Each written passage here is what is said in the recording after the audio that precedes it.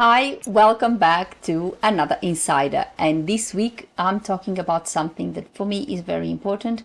I know I've spoken about this before, but I think it's always important to bring this topic and talk about this, which is association, accreditation. How important is it? So stick around, come with me, and let's talk about associations. So let's talk about associations, accreditation, NAATI, AUSIT, the whole thing. So first of all, it is important to have regulation in the industry. We know that unfortunately, translation is still a highly unregulated industry around the world, and that sometimes can actually cause some issues. The reason being is that sometimes you have people posing as translators or putting themselves in the market as translators that may not be actually qualified translators, and the quality of their work may not be up to scratch. And then obviously, because of that, they are not aware of what you need to be a good translator. Some of them, I remember that happening in Portugal. Some of them are just there for an extra cash. They're going to put themselves at a very, very, very low price. And sometimes they might get those jobs that then end up in our hands to proofread. This is something that has been happening in this industry for years and years. I remember when I started, this was already happening, and I remember being told exactly the same thing that I'm saying today about not valuing yourself, about putting yourself out there, about the importance of having proper qualifications as a translator, and PD and professional development. So you always up to scratch with what's the latest in the industry, and you always keep up good standards and good quality of your work. I think that's important for all of us. So some countries have a higher level of regulation than others. Australia is, in my view, one of the countries where we actually have a good level of regulation, and we actually have rules in place that, for example, government agencies and even the private sector, private companies, they always prefer NAATI certified translators rather than anyone else that does not have the certification. This is very good. Of course, on a commercial or on a business point of view, it's always positive. It's good, because if you are preferred, that means that you are going to get more clients, and that means, of course, more jobs, more money, more profitability, of course. And we always have to look at this as a commercial decision as well. As business people, we always need to make good decisions for our businesses, and this is one of them. But it's also a good assurance for the client that if you are certified, if there is an authority that actually gave you that credential, that means the quality of your work is worth of that credential, is worth of that certification. And that per se is an assurance for them that they're not gonna have something poorly translated that obviously is going to cause them all sorts of issues. So this is a good thing in my view. Some countries don't have this level of regulation. For example, Portugal does not have at least not yet, certified translators and all this sort of regulation. But I know, I've heard that one of the associations that have been created in Portugal actually wants to create something like this. And I think it would be a great thing for the Portuguese market, and it would be a great thing for Portugal. Then there is this thing, and for example, as clients, they may not know, and they may cause a little bit of a confusion, which is the accreditation versus certification. So, and this obviously is regarding Australia and NAATI. Long time ago, for example, when I started my career, NAATI had a process of accepting professionals, of qualifying those professionals. That was an accreditation system. So you would prove to NAATI that you had the requirements, and you would be an accredited translator. For example, in my case, I think I've said this many times, and back then NAATI was accepting people or candidates that would have the deep trans from the Chartered Institute of Linguists and were members of the Chartered Institute of Linguists.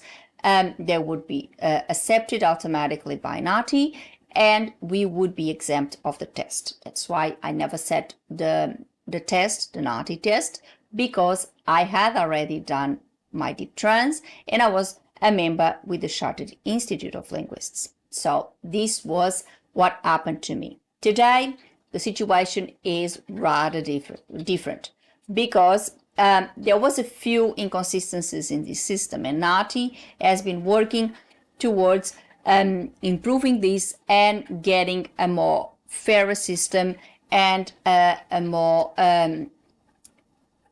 in my view, a system that improves the quality for all.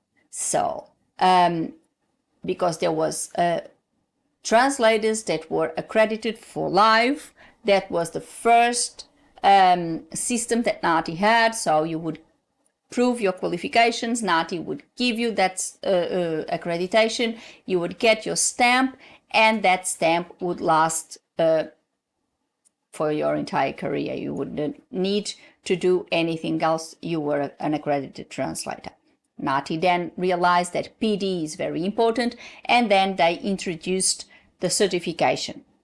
Actually, they introduced a 3-year cycle for the accreditation to be renewed. I was on this system for a very long time, since I started until NAATI did all this overhaul of the rules and systems, and the certification was introduced. At that point, all translators that were accredited, either for live or on the 3-year cycles, just like myself, had the opportunity to apply for the certification, and they would go through that transition at the time free of charge. NAATI offered that transition free of charge, so it would give us all the opportunity to get this certification, and then we would become certified translators. The rule then was that certified translators would now be the professionals that are preferred by NAATI and government agencies and companies, and the accredited translators will no longer be the preferred professionals. They would still have their credential if they chose not to renew it for the ones that have a lifetime credential. The ones that had a 3-year cycle credential, once that elapsed, that's it, it was over. And this is what is now. So you have, it's still 3 years, and now everyone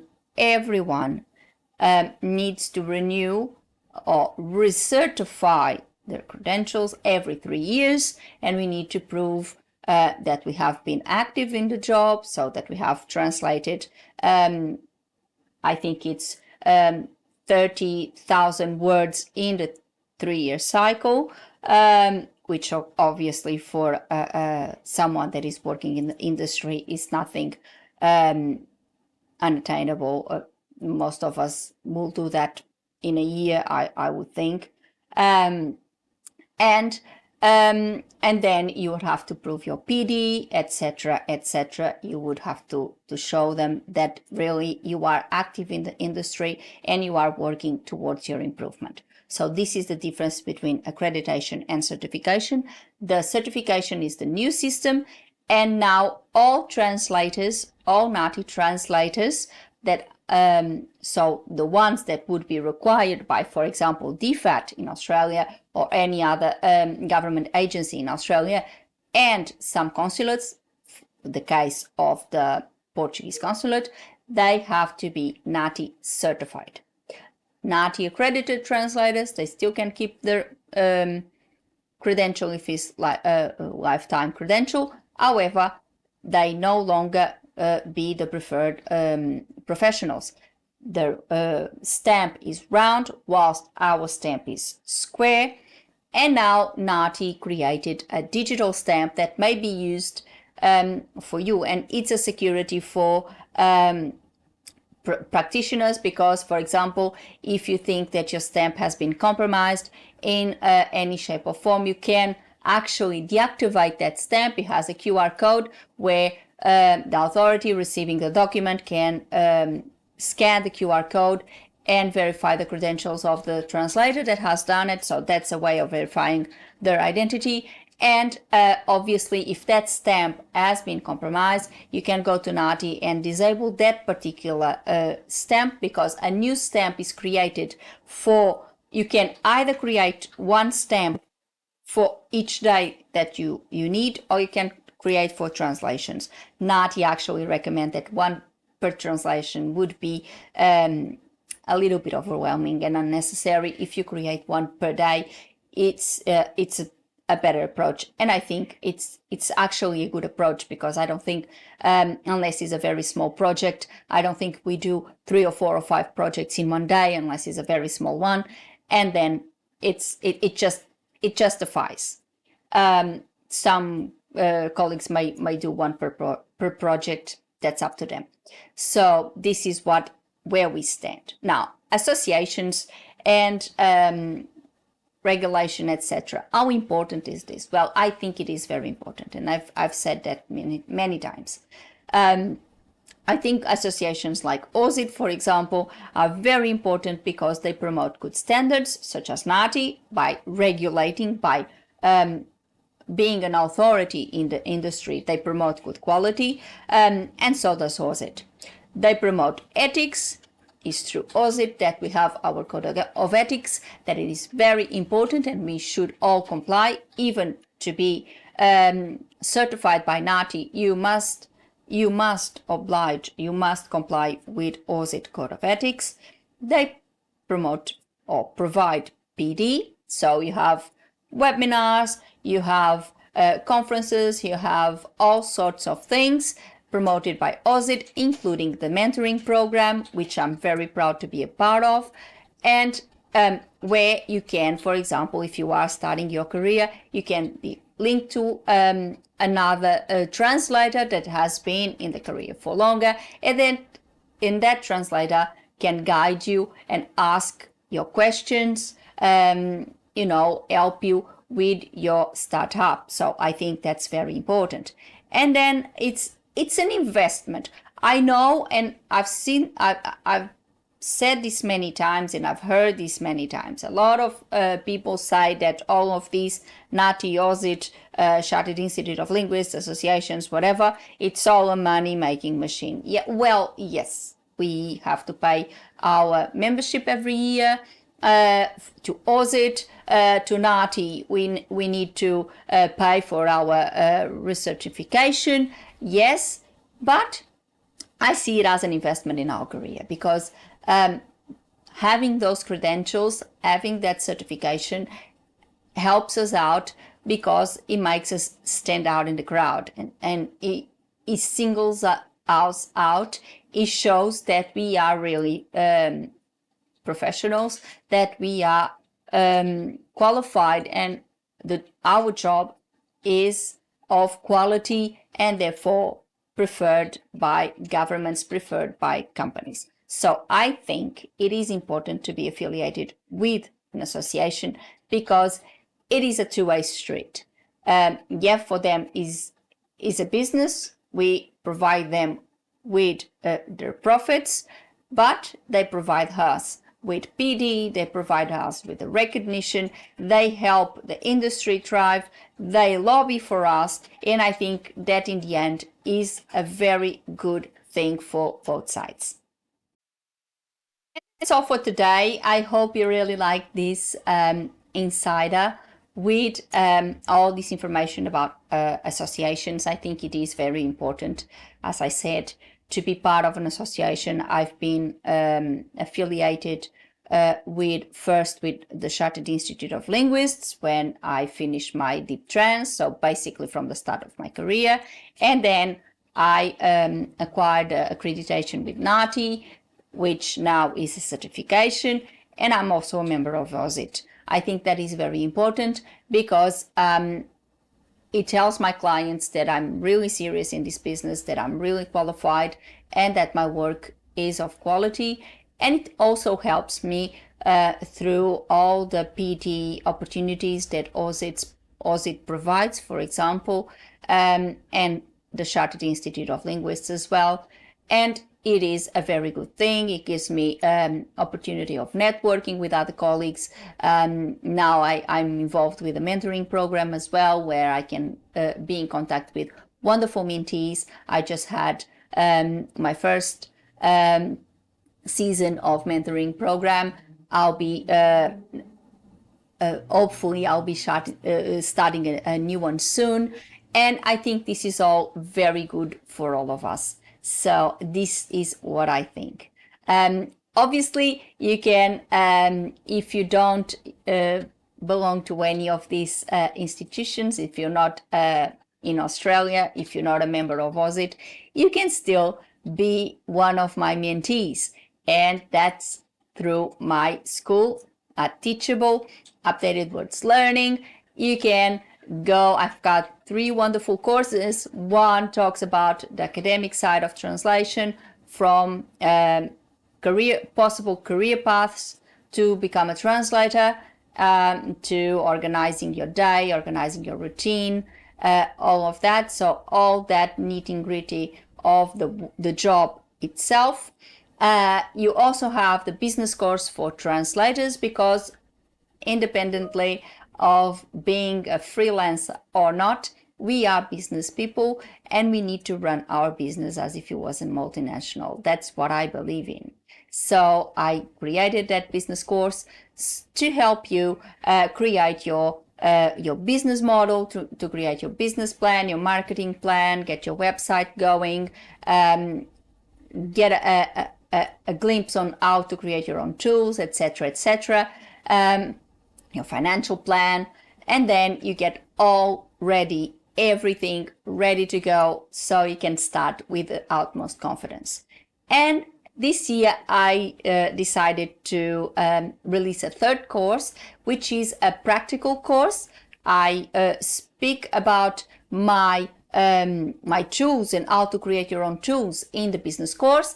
However, I decided to go deep and create one that is exclusively about that, so creating your business tools. And in that course, you have the opportunity of creating your business management system, your invoicing system, your timesheet support if you need, and even your glossaries using Microsoft Office, so Excel and Access. So it is a very, very simple course. And then, of course, you can combine all of these in a way that caters for your needs. For example, if you are in the start of your career and you want to get the goodness of the 3 courses, you can go for my mentoring program, and you can get the full mentoring program pack, and where you will get these 3 courses and 15 mentoring sessions with me.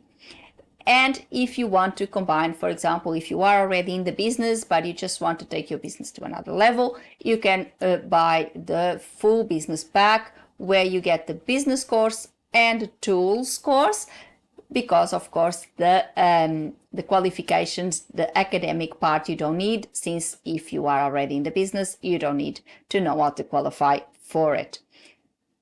You can also get your Pro Pack if you just want to get the qualifications and the business side of things. This will allow you to have the qualifications course and the business course in one go. So, you know, go today, enroll. It's my updated words learning at Teachable. I'll leave the link in the description, and enroll today and come with me and let's go on this journey. Before I go, I would like to say the usual thing.